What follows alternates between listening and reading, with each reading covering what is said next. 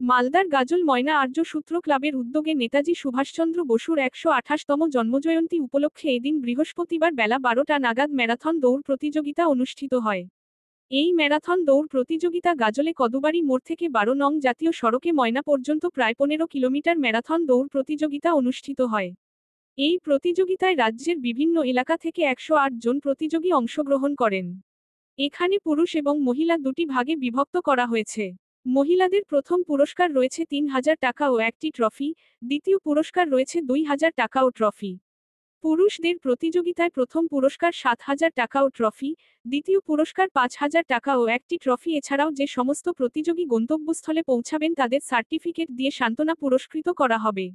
এই ম্যারাথন দৌড় প্রতিযোগিতার শুভ সূচনা করেন রাজ্যের ভূমি ও ভূমি সংস্কার উদ্বাস্তু পুনর্বাসন দপ্তরের চেয়ারম্যান রঞ্জিত সরকার।